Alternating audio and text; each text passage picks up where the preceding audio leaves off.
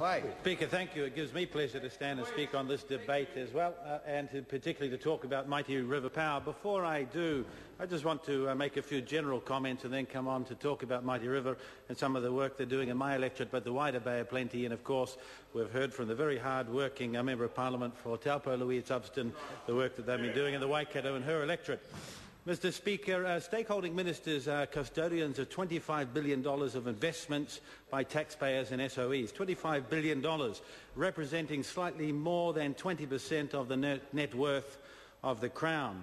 Now, additionally, SOEs hold about $47 billion in assets and paid just over $647 million in dividends in the 2009 financial year, which included $150 million special dividends from both Meridian and Mighty River Power.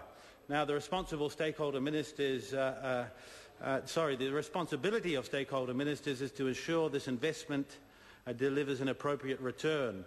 And we've heard, Mr Speaker, from the Minister that to date the returns have been unsatisfactory, although improving. For the whole SOE portfolio, there were annualised returns of 1.5% for the 6 months ending 31st of December 2008. Well, whilst we've had record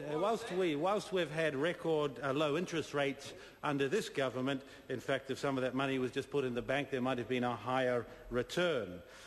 So this has increased, Mr Speaker, to 4.4% for the 6 months to the end of 31 December 2009. However, stakeholder ministers have considered that there's still plenty of scope for improvement in this area, and the ministers and officials will continue to work with individual SOEs during the current business planning round to develop appropriate performance expectations. And I believe the New Zealand taxpayer, Mr Speaker, would encourage the ministers and officials to do just that.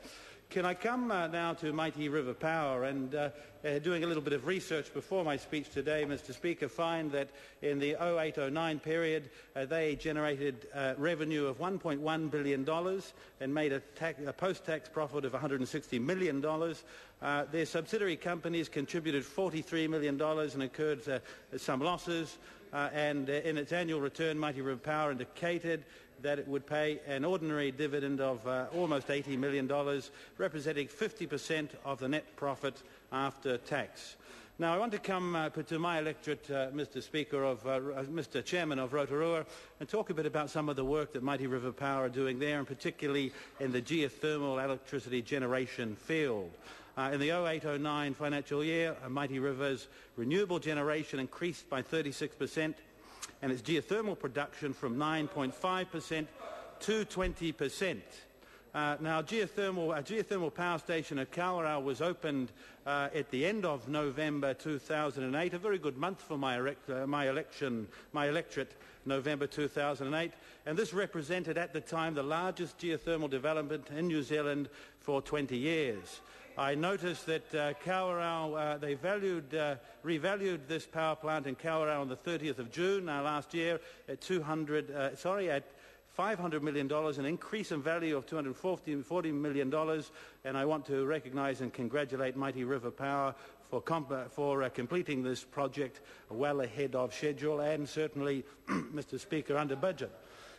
Indeed, absolutely. Very good Minister sitting in front of me. Now, can I say to you, Mr Chairman, that last year this geothermal power station at Kawerau received a top award, a national award for the work that it does, and that Mighty River Power won the Electricity Supply Industry Engineering Excellence Award during that year. Of course, a lot of local people have come together to make sure that this can happen.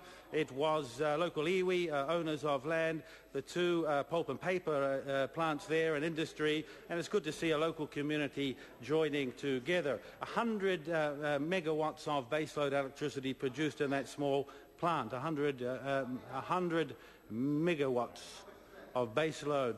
That's more than the batteries a member uses in his radio when he listens to Parliament when he's at home. But can I say to you, Mr Chairman, that this was only the first of the new plants to be opened. Louise Upston mentioned earlier an investment in our Perua Geothermal Power Station, northeast of Taupo. And I noticed from my notes, Mr. Speaker, that the electricity generated in this power station... John Boscawen.